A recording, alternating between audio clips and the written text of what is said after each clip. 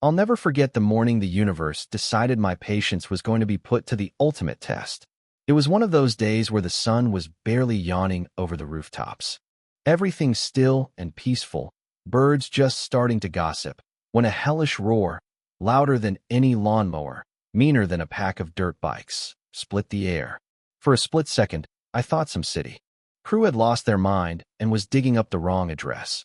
But no, the sound was coming from my own backyard. I hustled out in my slippers, expecting a dead possum or maybe the neighbor's dog, causing havoc, and what do I find? Melanie Payne, self-proclaimed queen of our HOA, standing there in all her smugness, hands on her hips, chainsaw humming at her side like she was auditioning for a slasher movie. Two guys were already hacking away at my century-old oak. Yeah, that tree, the one my granddad planted when the rest of this land was still pasture and stubborn weeds. I shouted at them, maybe a little more colorful than I'd like to admit, but Melanie just lifted her clipboard and said, Bylaw 47.8, unsafe vegetation must be removed.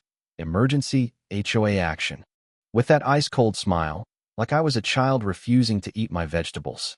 Never mind that no such bylaw existed, or that the only thing dangerous about that tree was the swing I'd hung for my niece years ago. That's when I knew this wasn't about safety. This was about power, and Melanie had just picked a fight with the wrong guy. You know what I mean? Now, if you ever had an oak like that, one that shaded every cookout, one you could measure summers by the length of its shadow, you'll know what I felt in that moment.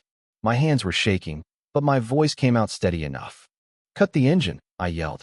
Nobody's cutting another inch off this tree. One of the guys looked about ready to drop his chainsaw and run. The other kept looking at Melanie, waiting for some higher authority to beam down. Melanie, cool as ever, kept reciting her imaginary scripture, Bylaw 47.8, subsection B. I couldn't help but laugh, out loud, right there.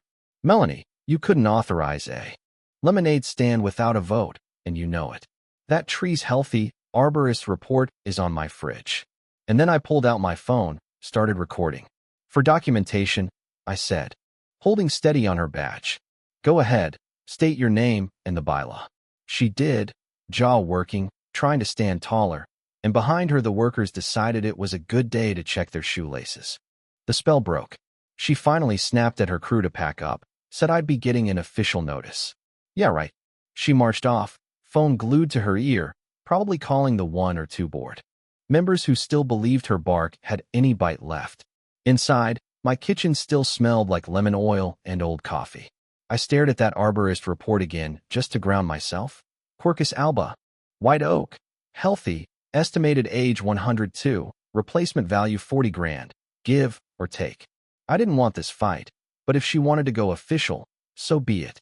I called my lawyer, Thomas. He's the kind of friend whose voice sounds like a tailored suit. I gave him the rundown, sent him the video, the report. He didn't even sigh, just told me. Trespass is trespass, Ethan. If she keeps it up, we're not talking HOA slap fight anymore. We're talking felony property damage. So, I went full documentation mode. Sent a bullet-pointed email to the board, attached the video. The arborist's note, even photos of the tree. The neighborhood group text started blowing up with footage. Someone even got her chainsaw parade in 1080p, which, gotta admit, was kind of cinematic. In the comments, for every cluck and eye roll, there were neighbors sharing their own Melanie stories. One guy, Dave from down the street, said she'd cited him for a bird feeder, promised to testify if I needed him. That was the first twist. I wasn't alone. Next thing I did was head to the hardware store. Picked up 4 more cameras, a roll of no trespassing signs, and got the nod from the old-timer at the register. Problem raccoons? He asked. 2-legged, I replied. Say no more. I rigged up my yard like Fort Knox. Cameras pointed every direction, one aimed straight at the oak inn. Case I ever needed a replay of its quiet dignity. Around 5 that afternoon, the HOA board replied. James Holloway, the real chair, wrote back. There is no bylaw 47.8. The HOA has not authorized any removal or citation against your property. Forward any notices you receive immediately. I printed it out, taped it to my back door, and sat under the oak, making a list of every detail, dates, calls, evidence. Melanie brought a chainsaw to a paper trail fight. and I liked my odds. But bullies don't retreat, they regroup. By the next morning, I'd barely slept, every creak outside making me wonder if Melanie was back with her chainsaw squad. Decided to stop waiting for disaster, called the non-emergency police line. Within the hour, Officer Rodriguez and his partner, Chun, showed up. Walked the yard, saw the nick in the bark. "You've got her on video?" Rodriguez asked. "Multiple angles." I handed over the drive. "Keep those cameras rolling. Call us if she comes back. You've got more than enough to press charges." Not 2 days later, I get a neat little envelope in the mailbox. HOA logo, violation notice, signed by Melanie, citing, what else? Bylaw 47.8. Remove the oak in 7 days or pay $250 a day in fines. The mailman probably heard me laughing. Sent it straight to the board. Got a reply that was basically HOA speak for Melanie is making stuff up again. Called James Holloway directly. Turns out, Melanie wasn't president, wasn't even on the executive board, just chair of the landscaping committee, responsible for, you guessed it, flower suggestions. Her real power? Picking tulip colors. But the floodgates opened. Neighbors started posting their own fake fines, trash bins, sidewalk chalk, unauthorized basketball hoops. Melanie had gone on a one-woman crusade for years, and the only thing stopping her now was the rest of us finally standing up. The more she fined me, the more evidence I had. The oak didn't need defending anymore. Melanie was building my case for me. Then came the night the storm hit, one of those real Texas gully washers. While my oak stood strong, Melanie's own brittle pine, dead for 2 years, came down like a sack of bricks, right through her roof. Out she comes, hair wild, screaming accusations at me in the middle of the street. Police and neighbors converged. "You sabotaged my tree," she shrieked. But everyone, cops included, had seen the state of her pine for years. It was poetic, really. After the storm, city inspectors rolled up, left her a fat orange violation sticker, failure to maintain property. The very code she'd tried to use against everyone else came boomeranging back.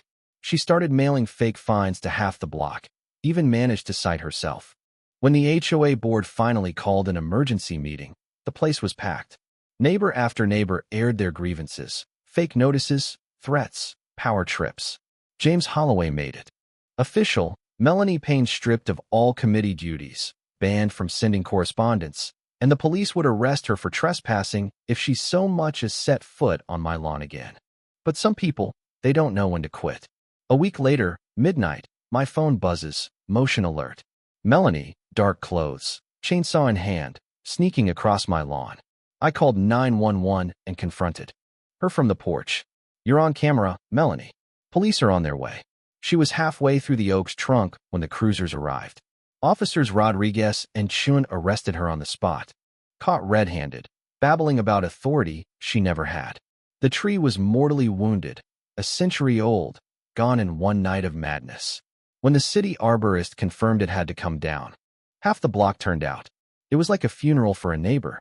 But justice, for once, didn't wait. Melanie's arrest made the local news. HOA president arrested in midnight chainsaw rampage. The judge ordered her to pay restitution, barred her from any leadership, and she had to sell her house to pay her debts. The shadow she cast over the neighborhood finally lifted. That's not where it ends. We planted a new oak, a sapling donated by a tree foundation. Neighbors brought food, told stories, and laughed about Melanie's bylaws. My yard became a meeting spot. The new tree is a symbol of what it means to stand together, not just against a bully, but for each other. Sure, someone else might try to fill her shoes someday, but the roots we grew went deeper than any clipboard's authority. So what's the lesson here? Don't let bullies define your neighborhood. Stand up, plant new roots, and remember, no chainsaw can cut down what we build together. Now it's your turn. Ever faced a Melanie Payne in your life? Share your story below. Let's remind each other, bullies only win when we let them. And hey, hit that subscribe if you want more HOA drama, because in this neighborhood, the stories never really end.